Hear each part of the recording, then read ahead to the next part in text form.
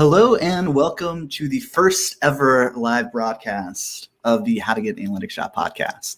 And I'm actually joined with my co-host, Al Bellamy. Al, how are you doing today? Doing well. How are you, John?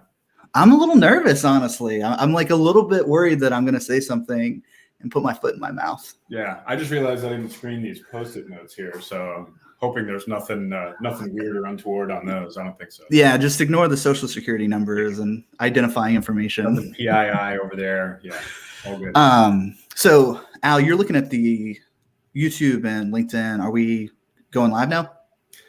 So my laptop is not cooperating, but okay. Hold on. Perfect. Oh, well, it looks like there's a little bit of a delay when I looked at it. But all right, well, let's head over and look. We're live on YouTube. Yep. Okay, perfect. Awesome. So, all right, what we're doing today is the season 2 recap of the How to Get an Analytics Job podcast. And here's what's on the agenda for today. So number one, I thought it'd be kind of cool to do like a mini YouTube analytics / recap of the season 2, actually looking at the YouTube analytics pane. So we'll deep dive into the reach that's going on and also kind of talk through the audience that we've gathered, because it's the information that we can get on YouTube analytics is really, really impressive. Number 2, which is probably the biggest achievement of them all, is Albert is now an intern at Google. So I think, Al, you've already started this internship. Oh yeah, right?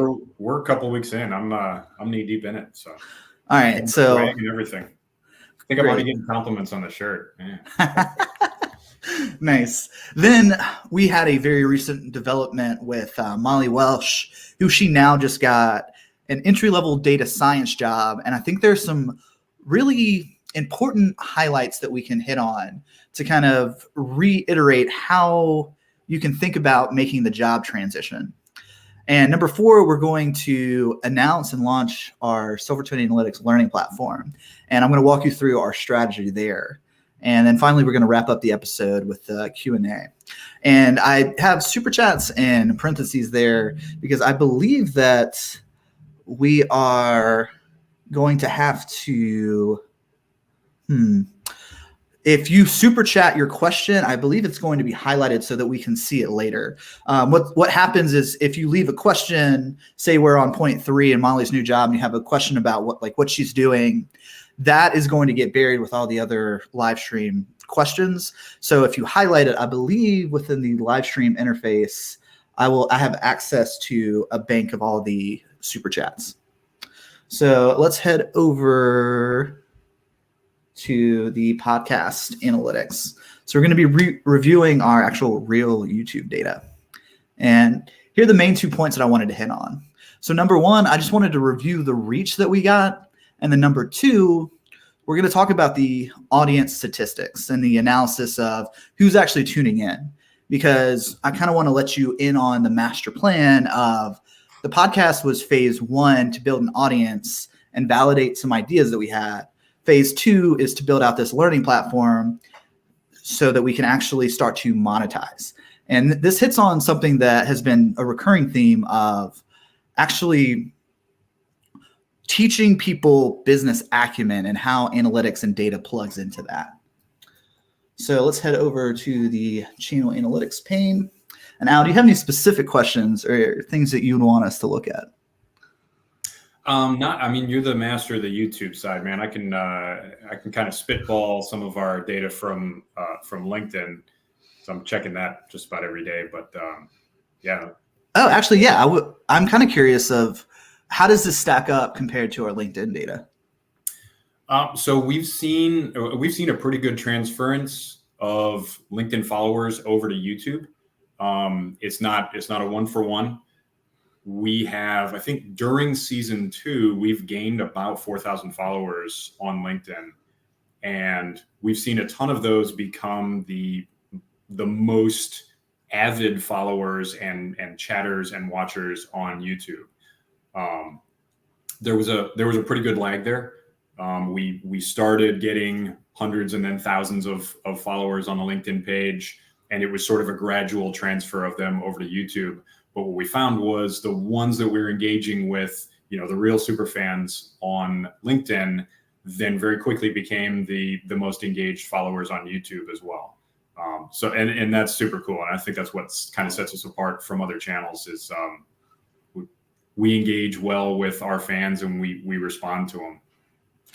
Yeah, I think that's actually a theme that we're going to be porting over to the learning platform.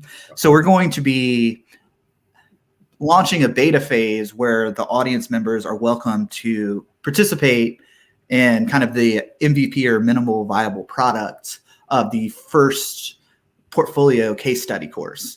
And what we're going to do is, well, actually, I don't want to spoil it. So stick around to, I think this is point you got 4. to tease them to keep them on the line. That's true. Yeah. Which is, man, this is overwhelming trying to get everything kind of organized. But okay. So let's go through YouTube by the numbers. So we had almost 60,000 people or 60,000 views, which is, I set the time period to the day before season 2, episode 1 and up until yesterday. So we've got almost 60,000 views, 5,000 watch time hours. The subscribers are 2,500. So I would say that that's a pretty significant amount of growth right here, especially because we're only doing 1 episode a month. And what's kind of interesting about the subscriber growth is that I thought it would coincide more with the live stream launches. But I mean, our biggest peak right here is a Wednesday. A Wednesday, which is, I don't know, which is interesting because we're kind of subject to whatever the YouTube algorithm kind of blesses us with that day, which, I mean, have we talked about this? Like, what are the main KPIs in terms of pleasing the algorithm god? I think we have, and I know that, there have been times when you went and reworked the search engine appeasement words and, what kind of keywords people were looking for. But that's something interesting to talk about, I think. Right. So the first KPI as far as YouTube goes is, do people actually click on the thumbnail? And that seems simple. Like basically you can think of one of your thumbnails as just a simple billboard for what is in the video. But there you actually have to kind of test and validate, like, what do I know about that people actually want to hear about? And then how can I advertise and make sure, like, do they want my face in it? Or do they just want a picture of a chart or something like that? Which actually nobody wants a picture of a chart. That's a terrible example. But this is live right now, so I'm kind of flying by the seat of my pants. We don't edit the videos. That's true, but I feel like extra flustered compared to, because I'm having to drive in real time and have the conversation and think critically. And I've just got the chats pulled up. Al, can you see the chats, by the way? I can on my phone. I can't see it. Oh, wait, I'm clicked on the wrong thing. Look at that. Comments. There we go. Yeah. And now. All right. So, okay. Bear with us, everybody who's watching live. We are learning this in real time. But back to the YouTube KPIs. So click-through rate. So do people actually, number one, are they interested in your topic? And does your thumbnail drive them to actually make a click? But then the next thing is watch time hours. So that means that your content needs to line up with what your thumbnail says it's about and if it matches the quality of what people kind of expected. Yeah. So getting those two things right will actually get you to start being promoted more, which let's come over to reach here. You're getting some hair comments. Oh no. Is it a mess? I think it's complimentary. Oh, good. All right, actually, let me check these comments. I don't see the hair comment. So the dean of data pointed out that maybe we got a spike on Wednesday because that's when the superfan questions are due, and we do the recording.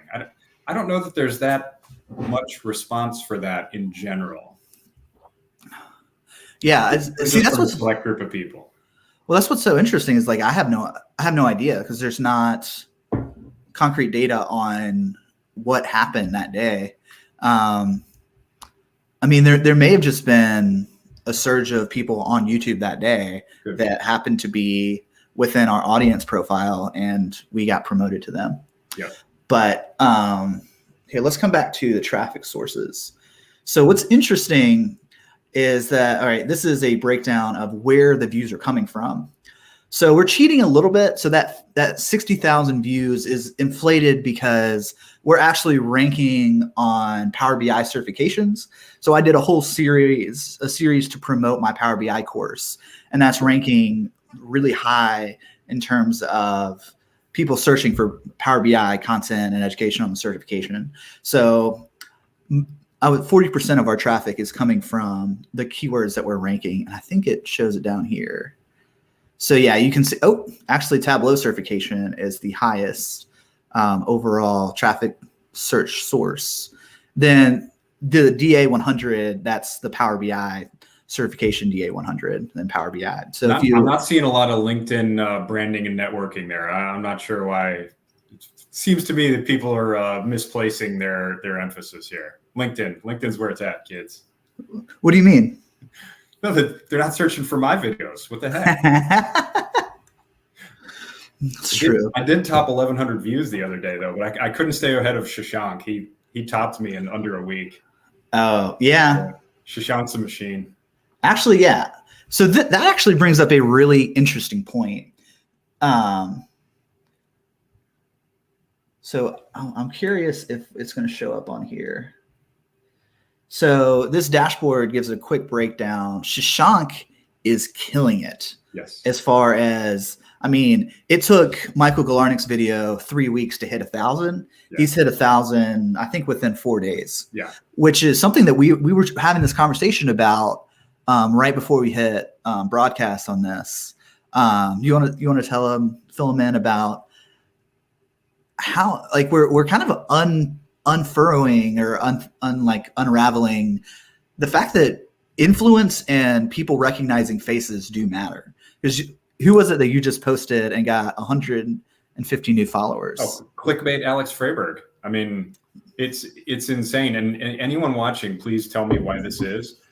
All I have to do is put a picture of Alex Freyberg on the LinkedIn page, and it gets 5,000 to 10,000 views, 10% engagement rate, which is stellar. 100 or more engagements. On Wednesday, when I posted that Alex Freyberg post, we got 150 new followers in one day, which is unheard of for us.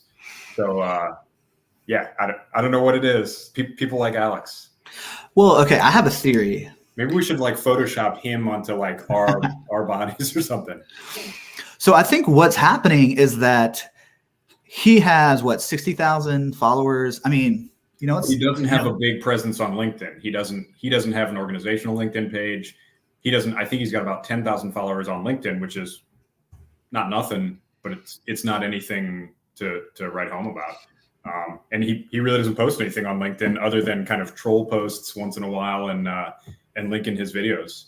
So he is all YouTube. Man, the internet is crawling now that we're live streaming. Okay. So the point that I was making is that people are actually recognizing his face. And I would say it would be really curious if we got him and Ken G back on and compared it to Shashank's performance. Because the thing about Shashank is that he's recently blown up on YouTube and has crossed that 10,000 subscriber threshold. So there are people who see him as the expert, recognize his face. So when we put his face in the thumbnail, that just drives the click-through rate up. Because, I mean, look at this. 4.3 is an extremely high. I mean, you can see, it doesn't say the typical range. Typically, it's maybe 2.5% to 3% impression click-through rate.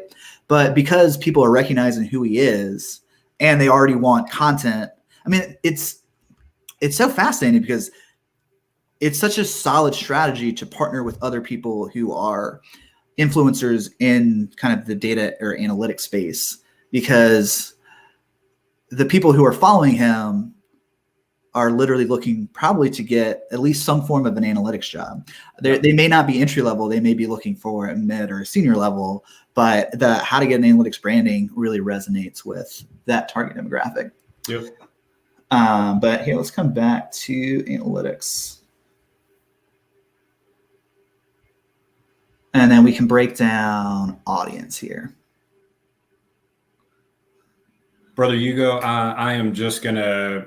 I have no comment on Freyberg beef. I don't know what you're talking about. I personally have never promoted any beef between Freyberg and Kenji. It is what it is. They deny its existence. I think, like any good conspiracy theory, denial is just proof of how deep it runs. They got beef like McDonald's, as you said. Yeah, that's some really low quality beef right there. Yeah. At least Burger King. All right. So, Al, do you want to talk a little bit about so the next phase, you're actually going to be putting together a series on part of your internship at Google. You're going to be doing the Google Data Analyst certification program. Yep. And we actually had a conversation about this off air of when should you post that or live stream that content. And I think that, we can literally use this specific chart here. So what was that conversation that we had? So we're always kind of toying with the idea and trying to figure out how to make the show better. And if you guys have ideas, by all means, toss them in the comments. We love that, this heat map right here that shows us that noon on weekdays, for whatever reason that we've tried to figure out, is the time that the most people are on YouTube.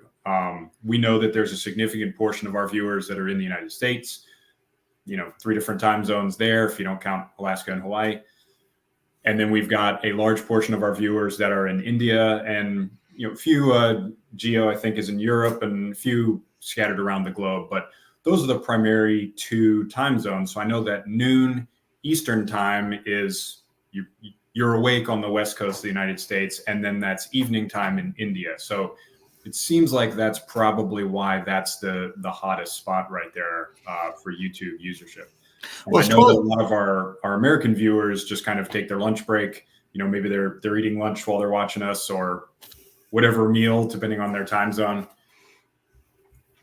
Yeah, actually, let's take advantage of the live chat. So if you guys are listening live right now, what time is it?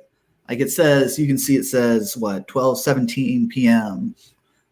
right now for us. What time is it where you guys are? So, but we're toying with the idea of going potentially evenings, and then people that couldn't, can't make that can then watch it afterwards. You just wouldn't be able to get the live stream. But let us know when you would like to see a live video of me reviewing the Google Data Analytics cert. Okay, it looks like there's a slight lag. So, okay, Daniel Hall's 12:18, 9:45 p.m. in Mumbai. Interesting. This is military time. Al, what is 21:48? I don't know what that is. That a let?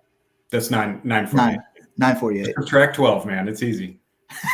It keeps counting from 12. So you subtract 12 to get the regular guide time. Yeah, that's true. But my whole bandwidth is used up right now trying to coordinate, what screen we're looking at, Gotcha. Engaging with the audience, talking with you. This is like a teaser. Okay, so Raj, he's probably within a quarter mile from me. So he's a stone's throw from your current location. Yeah. Funny story. You did ask though. We just moved into a new house in Lindley Park, which is a suburb that borders UNCG. I was moving in, and Raj literally drove by, pulled off to the side of the road, and came and said hi to me. Yeah. So that was so surreal. So hey, Raj, thanks for tuning in. Okay. So all right, let me get back here to the YouTube analytics. So yeah. So it's interesting because it is a pretty close breakdown between India and United States in terms of viewership. Mm-hmm. But what's not close is that we skew heavily male and heavily towards 25 to 34, which, Al, from a business standpoint, do you think this is a good or a bad thing that we have? I think that's just, I mean, the male-female split, that's just the industry right now. And there's so many programs now to encourage female participation in tech, in data. I think that's a lot better than you probably would have seen it 5, 10, certainly 20 years ago. It's probably going to keep trending that direction. But yeah, I think if you went out and took a random sample of who's in data analytics right now, it's probably going to be about 80-20 male to female. Now, the thing that we're finding is, and this, I think Christina may have identified this, and I know Robin Hunt talked about it too, is that there are people out there doing data analytics that don't know it or don't brand it or classify it as that. And I think one of our first Show Us Your Data examples, she was started as a secretary and then started doing the books, started kind of knowing the numbers well enough that she was finding efficiencies within the numbers and was doing data analytics without ever taking a course or knowing that that's what it was, and then decided to do a career pivot there. I think you're seeing a lot more of that as well. But yeah, I don't think there's anything we need to change on the male female. I think that's evolving all on its own. What's funny is like your answer was right, but it's not what I was it's not what I was actually asking for. I was thinking about it more. You're talking about it from like a socio-political perspective, or like what's going on. I'm always going to geek out as much as possible. You know that. I was thinking about it. This is a good thing because this means that we have a very well-defined target demographic. Yep. And Dr. Hall's on the chat, so he's going to love that I'm going to call out call out the class that I taught last semester at High Point University. In that class, it was a special projects class, and we had the students look at our YouTube data to come up with some ad campaigns. And we actually broke down the audience into two different demographics. So we had students, which you can see are probably people between 18 and 24. And then we have transitioners, which are people who are 25 and above. From a kind of a business standpoint, it's probably not a good idea to target students. So if we had a huge amount of people who were 18 to 24, that's not a huge amount of kind of discretionary, the pool of discretionary income in that age bracket is just not very deep.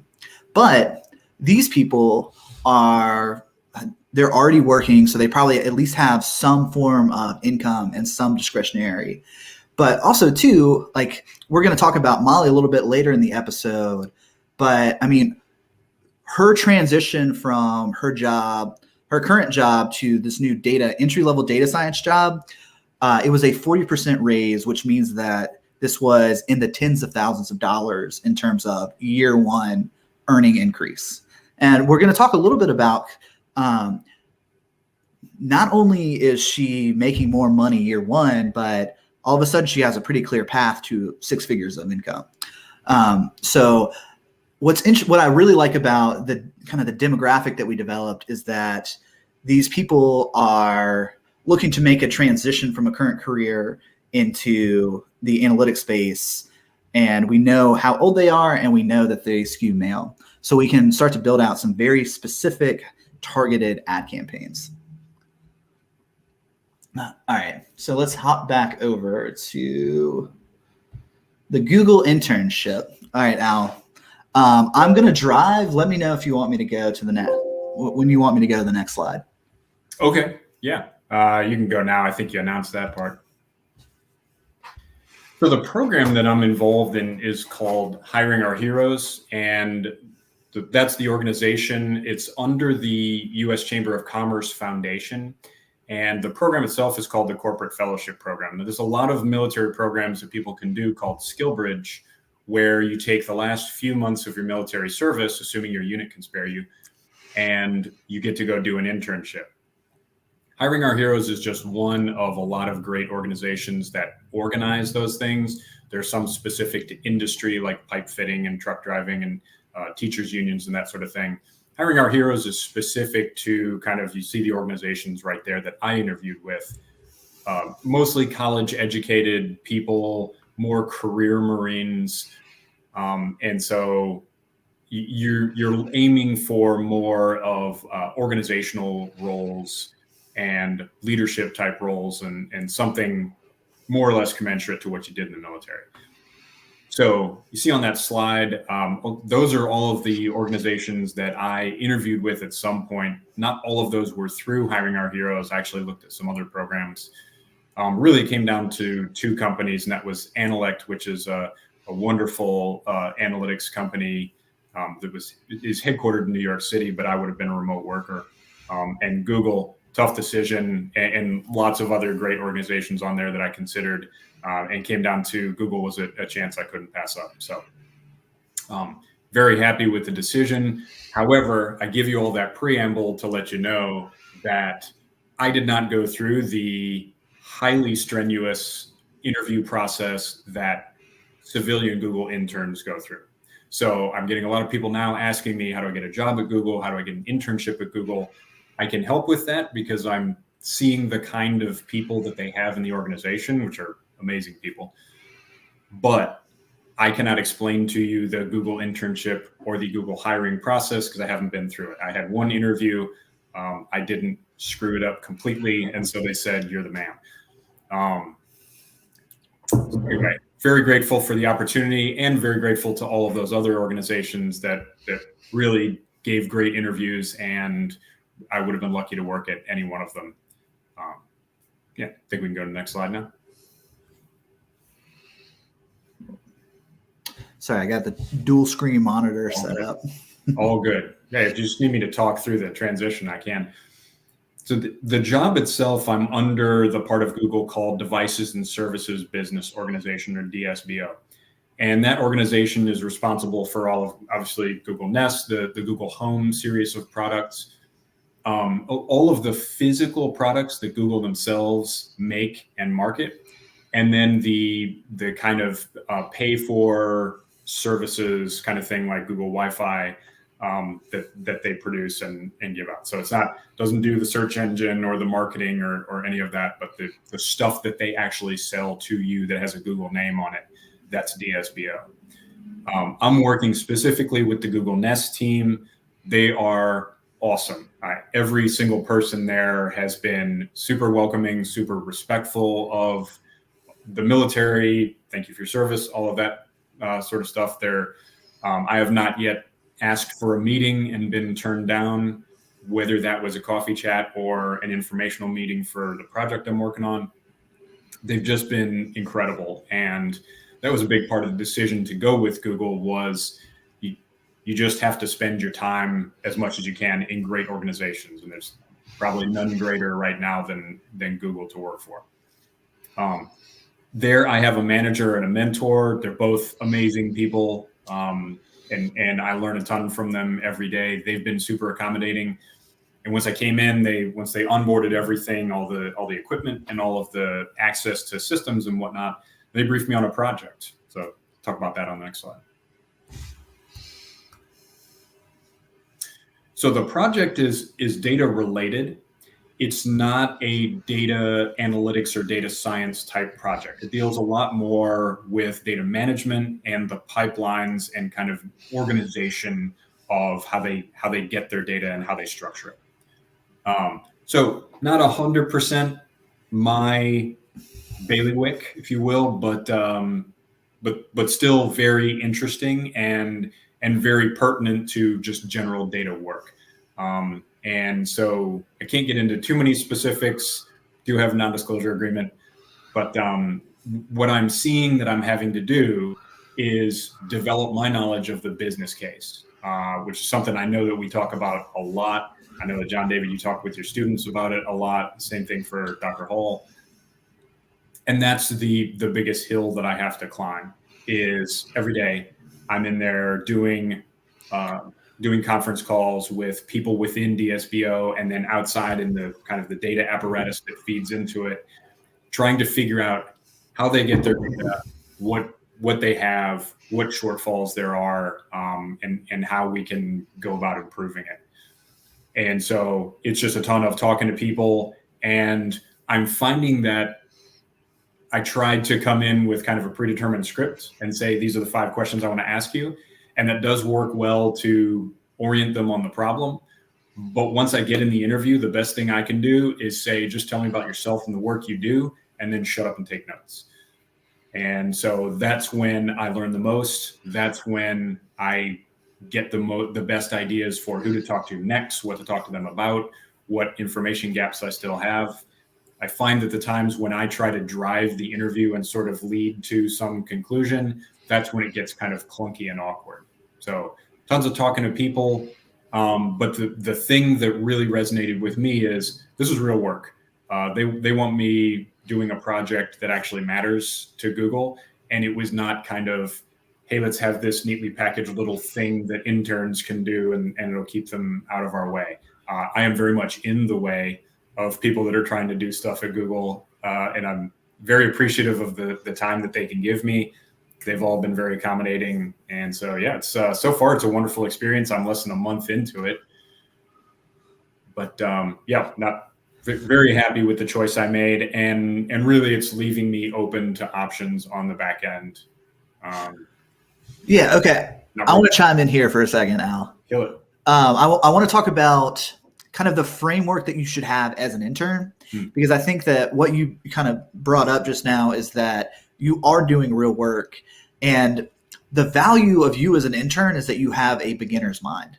So these people at Google they're some of the smartest people in the world, and they've been doing their job for many, many years. Having to explain it to someone who's a complete newbie and a novice in that space sometimes opens up new conversational threads. Because the thing is, like, that is with a lot of organizations, or the internships that I was in actually during my MBA program, they use young people to kind of infuse fresh ideas and shake things up a little bit.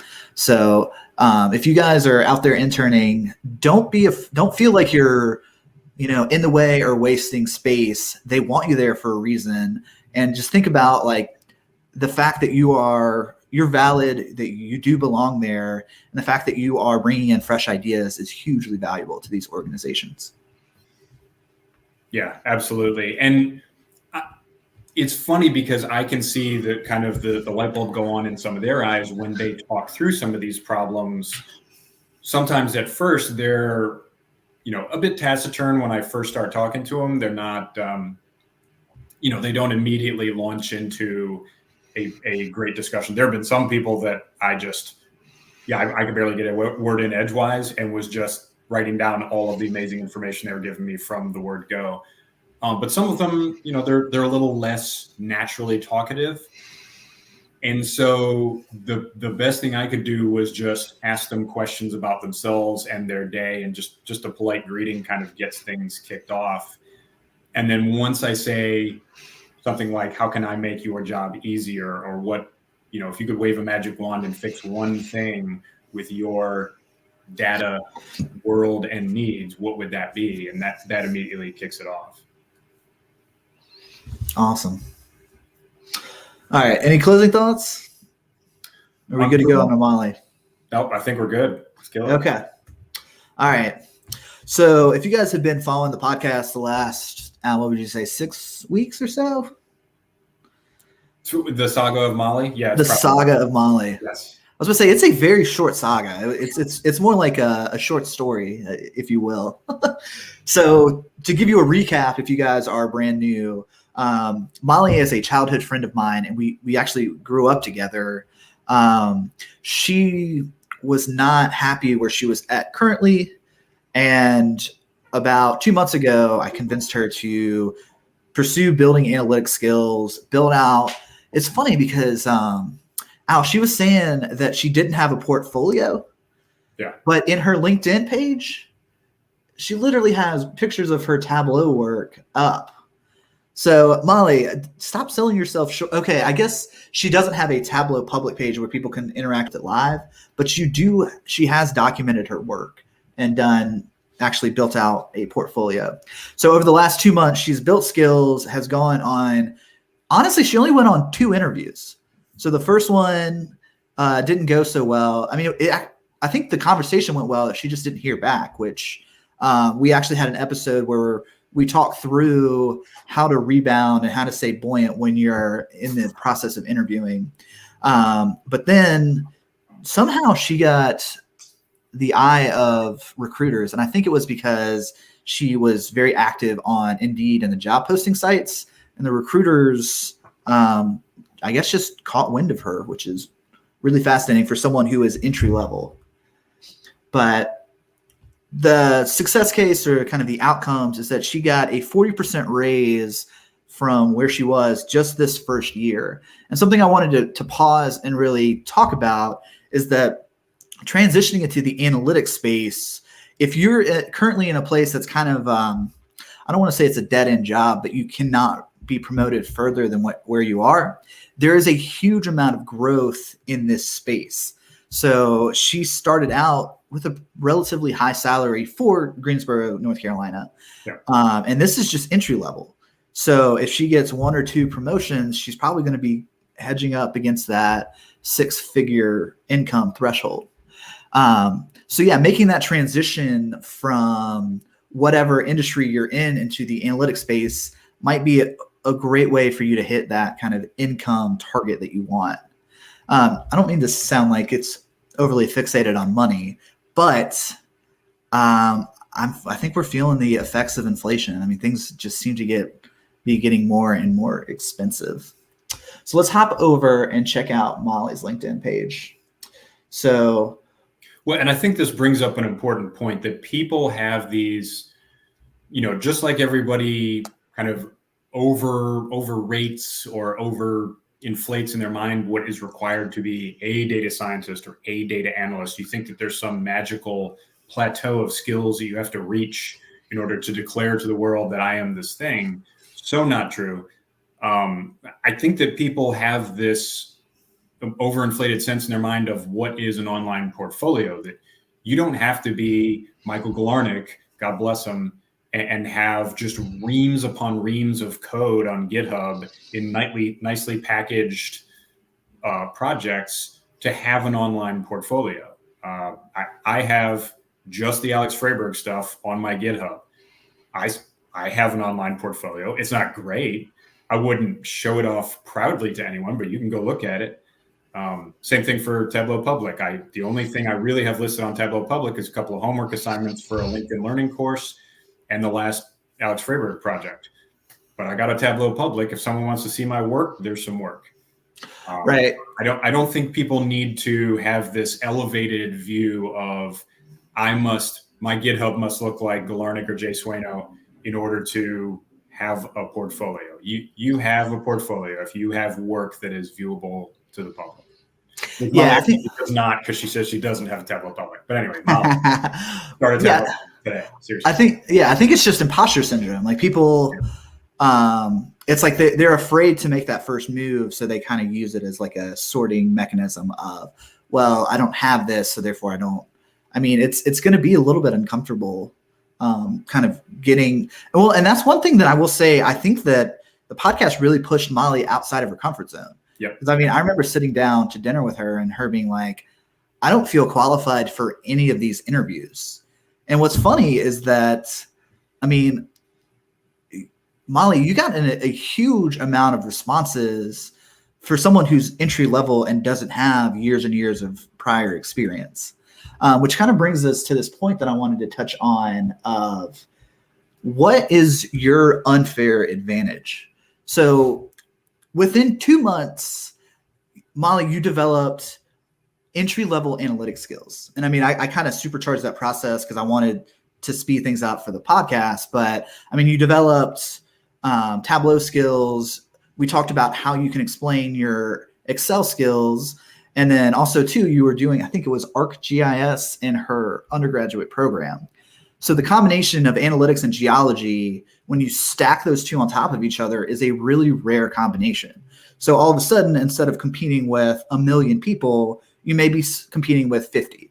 So if you start thinking about what is your specific unique perspective or combinations of skills that can separate you from the pack.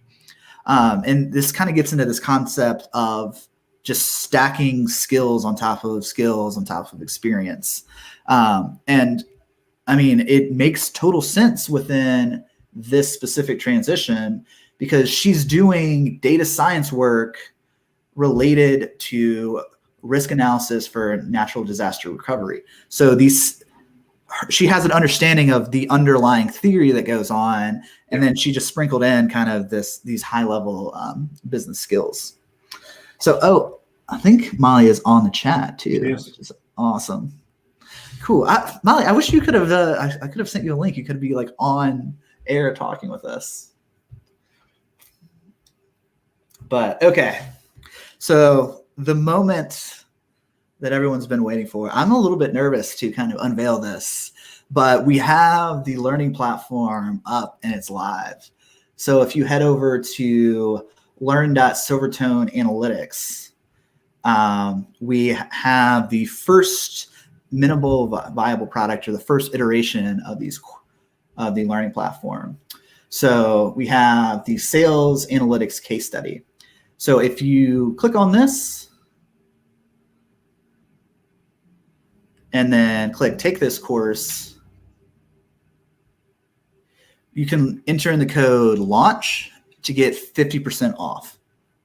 So this is basically our MVP. And if you are in this first wave of people taking this online course, we're going to ask you to take a survey, which plugs directly into the second phase of the launch, which is survey analysis. So we're going to be taking the survey that we created to get feedback on the retail sales case study course, and we're going to be analyzing it in the survey analysis case study course. So I haven't ever heard of anyone doing this because it's kind of like breaking the fourth wall of we're building a community instead of I'm in my basement right now. I'm spending 100 hours just grinding away creating this content. I wanted to put out a minimal viable product, get feedback from you, improve the course, build a community so that you can not only talk to me, but you can talk to other people who are also building out a portfolio and just amplify the value all around. And then on this third phase of this portfolio course launch, we're actually going to be studying the analytics. And I love this. So I can see that 7 of you are probably coming directly from this. So I don't know if anyone in the chat has any experience with Google Analytics, but I can pull data from this and we can study it to build out marketing campaigns. So that's what I'm trying to get at, is teaching you guys not only analytic skills, but how to apply them to drive revenue or how to solve a business use case. So Al, I think, is this the first time that you've seen the website? I gave it a brief test drive last week when you gave me the link. So. Okay, cool. So all of this is ipsum lorem. So if you guys in the chat would like to, I guess it's not technically cheating if you've taken one of my LinkedIn or one of my Udemy courses, or actually Molly, I think you could probably even give us a review of, how us as an organization have positively impacted you. Because right now, Zasha Swan from Australia, this is all fake and placeholder. She's a good friend, Zasha. Yeah. So I am new to actually studying web analytics within Google Analytics. So it's funny. I feel like this is just like, this podcast episode should be sponsored by Google because we are just heavy within Google right now. I'll get to work on that. So, I mean, I love this too because we can see real time like where people are coming from. Matt says he's allegedly Google Analytics certified. Really? So maybe think about that. Yeah, maybe we can actually have him come on because like right now, as we push people to the website, I mean, we're going to have more and more data because I mean, this heat map looks really, really sad right now. That looks like my GitHub commits. Right. It's just that's not way better than my GitHub heat map. But anyway. But I mean, but this is interesting information in terms of I could start to use this to create, and I mean, we might even use YouTube to promote the course. But I mean, I kind of like the idea of having the people, taking the course give me feedback, but then also participate in helping us grow. Which also, too, on that note, building a community. So I don't know if Hunter Brown is still on the chat, but he is going to be building out a Discord server. So not only are you going to have access to this course content, and we're going to be, amping it up for you, but you're also going to be able to join a community. Because I think that these live chats are pretty cool in that we can talk, one-to-one in real time. Yeah, absolutely. But if we create a Discord server, then we could, continue that conversation on an ongoing basis. Yeah. Yeah, I don't see Hunter. I unfortunately I sent a lot of invites this morning. So those of you that got them this morning and showed up, many thanks. But I'm not butthurt at anyone that didn't, because this was planned hastily, if you can't tell by the haphazard execution here today. Well, I didn't want to spend a ton of time like planning this out. Yeah, I wanted to see how this. People wouldn't identify with that.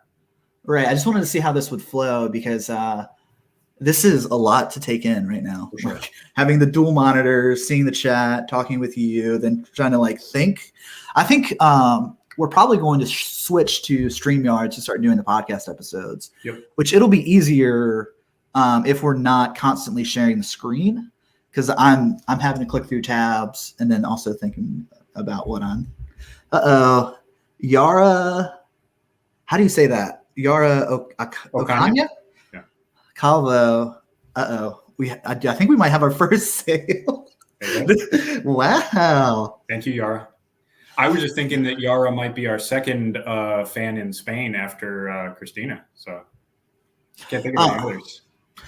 Abe, if you head over to learn.silvertoneanalytics.com, scroll down, you can see the retail sales case study here. Let's go, man. Simple instructions. I posted the link in the chat. Then you click take this course, ignore all the ipsum lorem, and then enter in the code launch for 50% off.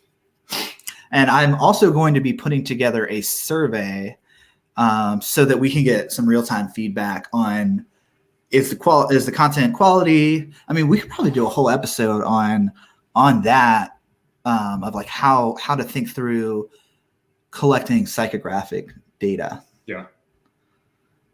Yeah, absolutely. Cool. Wow. You read the comments? Yeah, I'm reading the comments right now. Sorry, you talk, Al. I'm trying to get caught up right now. I'm trying to. There was some debate over whether or not we should use. Daniel Hall used the unfortunate term. Let's do a crash test with everyone jumping on the side. I said, let's be careful with our usage of that word. New website, crash is the one thing you don't want to hear. That's true. Oh, it's so cool that we can literally see who's coming on. Oh yeah. If the numbers aren't what we want, we can just sit here and berate people. That's true. We need to get this at least up to 15. We need 3 times the amount of people on the website right now. I'm just kidding. All right, cool. So, do we get any super chats, by the way? Do people know how to super chat? Because yeah, I see what happened. So no one did super chat questions. Because and this is part of us kind of feeling out the live stream process. Okay, so we're rounding. Super chats are more for Twitch streams where there's 30,000 nerds on there and the chat just scrolls constantly. Okay. Well, so I was hoping that we could get people to start leaving the super chat so that we could have the questions in a bank. Because right now, okay, so let me see. What happens if you look at your own live stream? Shashanks here. What's up, Shashank? Hey, Shashank, what's up? What happens if you look at your own live stream? Does a wormhole open up? Yeah, it's an immediate black hole that swallows you up and spits you out on the other side of the universe. Some Star Trek stuff. Because Here, maybe the wormhole pops up if I've got it up on my phone. So. Well, what I wanted to do was Cage. I know that's not your first name. What's your first name? Cage. James. James was asking. That's Cage is his alter ego. Cage. That sounds like a Street Fighter character. Yeah. Okay, we're looking at our own live stream right now, which is weird. Oh, putting the live stream in the live stream? Yeah, this is probably going to warp the space-time continuum. Yeah, we're going meta here, which wow, the streaming like really slows things down. Actually, let me see if I can click on another one. Oh, I'm just going to be patient. Yeah, I was just going to say earlier, though, I mean, the one thing I forgot to point out on the talking about the Google internship is really both Molly and I got the opportunities that we have, and also Christina Samano got the opportunities from being associated with this channel and with the LinkedIn page and the whole kind of diaspora of analytics job goodness. And so just thinking back, I knew about the internship program. I don't know that without the experience that I've gained on working with you and working on this channel, that I would have had the confidence to say, yeah, I'll go work at Google. It's not as if I've gained some massive technical abilities, but just the fact that this and maintaining a presence on LinkedIn has pushed me to have more of an online presence and a public presence. It really has taught me a lot that made me able to just confidently say, yeah, I'll work with any one of these companies. What do you got? So very thankful for the opportunities. Had no idea when you sent me a text one night in early December, like, hey, would you like to take over the YouTube page or the LinkedIn page? And I was like, yeah, sure. Why not? Sounds like fun. No idea how many opportunities that would open up, but it's really been amazing. Oh, well, thank you. You've done an amazing job. Like the LinkedIn success that I'm attributing that pretty much solely to you, because I am not really a social media person, which is ironic because I make video content, but like you're constantly engaging and it's wild to see how creative you are, because you are thinking about what's funny and what's engaging and then driving that engagement. And I think, okay, your unfair advantage is that you're funny and you're creative. I think mine, I'm just like outgoing. Oh, okay. So Molly just left a super chat. Oh, nice. So the way that you leave a super chat is this money icon right here. And it's to my understanding that if you can highlight super chat. So send a highlighted message account. That's where the money comes from. So if you try and click on it and you don't have a Google Pay account, it's going to prompt you to hook one up. So I think that might be a difficulty that people have run into. The other thing is in order to leave an actual chat, it has to be $5 or more. And then the amount of money determines the amount of time that it gets pinned to the top. You see Molly did $2. The other day I went on one of those like lo-fi beats channels where there's just constant chat scrolling, and did a $1 one. You can do like a little sticker or it'll highlight your name or something like that, but you can't type anything in. So we're working out the super chat in real time here. Right. But this kind of gets back to you building confidence by being vulnerable and like slightly failing or having bloopers in public. I think that is a superpower.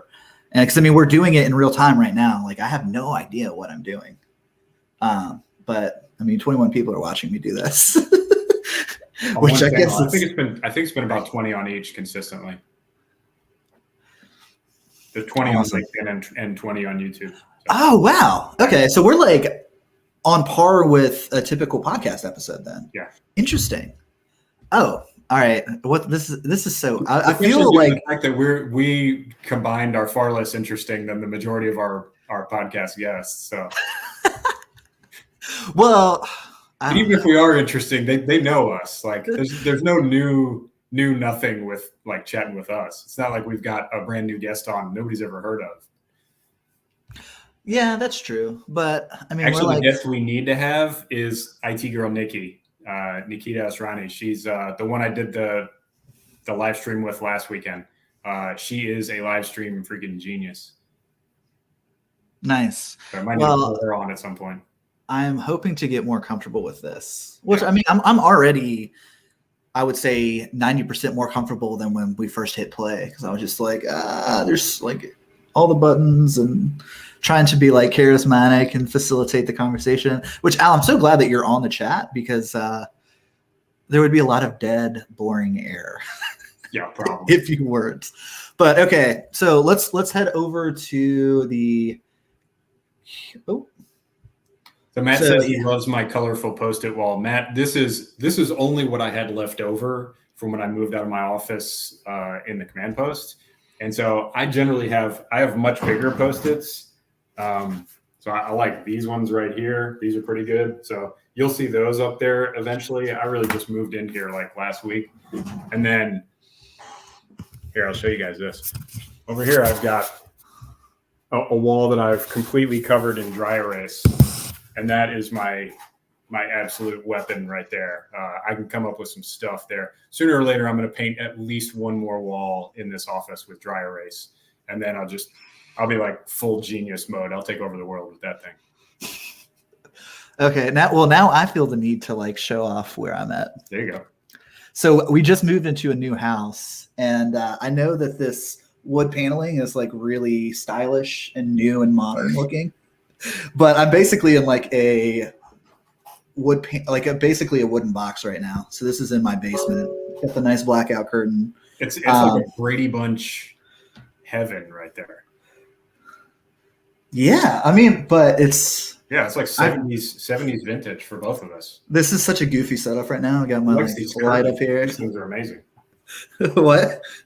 These curtains right here, pretty impressive. This used to be a private detective's office. I don't know if I pointed that out. Well, I will say this.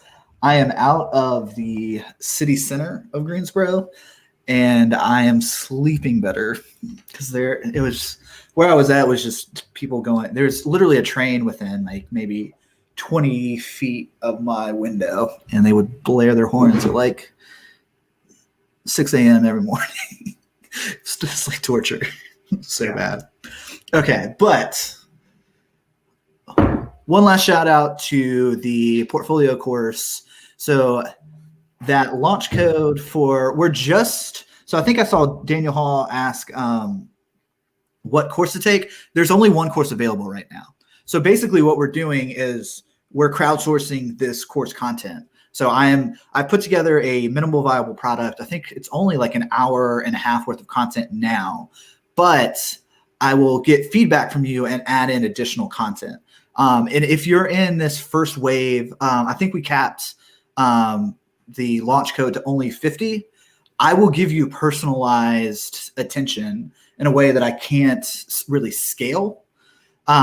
So if you are in this first wave, make sure to reach out to me. I want to make sure you get as much value as possible. I'm feeling a little bit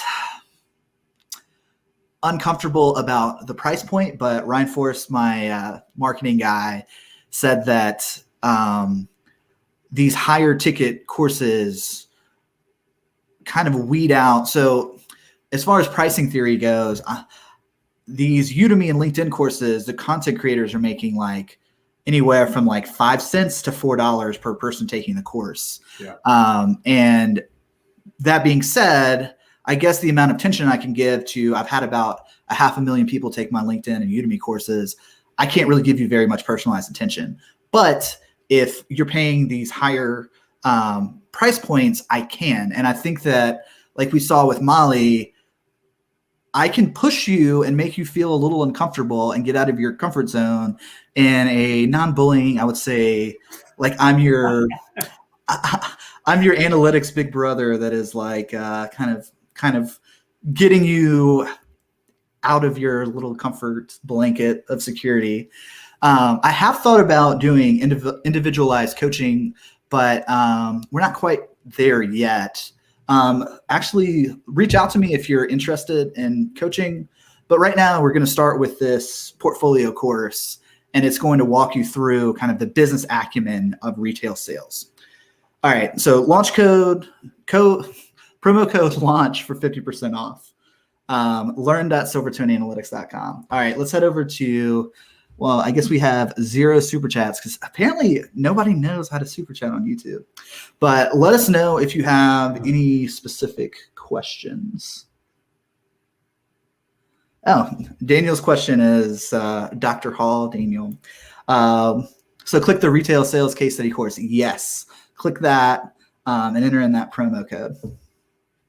Oh, yeah, awesome. So James Hugh, absolutely. I'm pretty sure. I don't know if Dr. Hall has studied this, but yeah, absolutely. You're talking about the what's the horrible gym with all the purple stuff where you can't like grunt or throw anything? The 24-hour fitness. Oh, Planet Fitness. Planet Fitness, that's the one. Okay, James, that is absolutely the Planet Fitness model. It works for Udemy too. If they sell you something for $10 a month, you never cancel your subscription and you never show up. And if they restrict the exercise to the point where you really can't get fit in any meaningful form, you have an incentive to belong to them forever because you're never going to lose weight or get in shape. So that is the Planet Fitness model. It is worth studying because it is messed up and it makes them a lot of money off of people that never go to the gym. So, right.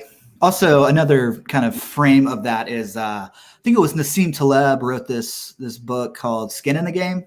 Mm-hmm. Like if you are invested in it, that is going to kind of make you a little uncomfortable because you have, if you're paying $100 for something and you don't use it, that really causes some cognitive dissonance and makes you uncomfortable in a way that buying $10 courses doesn't. Yeah, over a longer period of time. But I think we're onto something though about building the community and kind of pushing people. And getting back to the unfair advantages, I think I'm naturally a provocateur. I kind of push people. And like, because I mean, you see it in the interviews. Like I like to put people on the spot and put them out of their comfort zone. Matt Bratton says he's glad that the courses will not involve bullying. I think that's a key selling point. We're doing bully statistics, actually. Buy our course. John David promises not to bully you. As long as you buy it. If you don't buy it, all bets are off.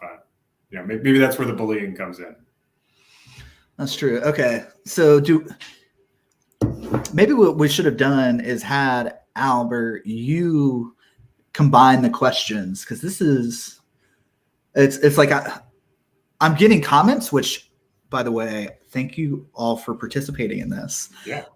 But each new comment is burying questions that we had for the Q&A. So I think we've got them. I think people were kind of answering each other's questions for a lot of it. So okay. I don't think we missed any. If anyone had a meaningful question that got hidden by the scroll that we can't go back and find, please go ahead and reiterate. Yeah. Dr. Hall had the exact same idea as you about Nassim Taleb. I think you guys share a hive mind or something at this point. Well, I did get my undergraduate degree in economics, so. Yes, as did I. So. Okay. Pretty legit. All right. Well, I'm not seeing any questions popping up. I'm wondering if I'm on a lag. I think we just explained everything so well that there are no residual questions. My job here is done. Yeah, I'm going to turn on. So let's just go with that. Okay. Well, I mean, we're an hour and 4 minutes into the live stream, so I have no idea how to end this gracefully. Smoke bomb. Yeah. Okay. I think we've covered everything. So if there is no further questions, we will see you guys. Al, do you know who's coming up next Friday? I don't. I know we had a couple of people kind of on standby. but yeah, we'll have to see. Maybe it's a surprise. Well, I know that we've got John Thompson, who was the analytics manager at Home Depot, who did a mock interview with, I think, Abe Diaz, and it's like a full hour long. I think what we're going to do is probably post that so that you can watch how an analytics manager would handle like a Zoom or remote interview, just so that you can kind of see what it's like from how John Thompson from Home Depot handles it. Then I think we're going to have a follow episode where it's John Thompson, Abe, probably Al, and me and I, and we're going to just kind of talk through and kind of do like a sportscaster play-by-play. Although if it's an hour long, we may not want to do the entire thing. Yeah. Well, I know we were talking to Marina Manelik. Should be awesome. Right. We had a long Amazon theme going there. We got to kind of break up our Amazon people, but she's another Amazonian with awesome online presence across many platforms. So we could probably learn something from her on some of her social media game. And I know we were talking about, I know Susan Walsh was interested in coming, so we may have to pin that down and get that executed. Awesome. Well, this has been an interesting first live stream, and I thank Albert, you for co-hosting and saving me from my pleasure. The awkward pauses. From the ums and ahs. I'm trying to cut out the ums and ahs too. And thanks to everyone who left a super chat and left a comment, and also who bought the course. I mean, I'm excited to kind of launch this new phase. This is it's going to be interesting for sure. And if don't hold punches on the feedback. I want you guys to be as brutally honest with me as possible. Yeah. On that note, let's go ahead and end the broadcast. See you guys. All right. High five.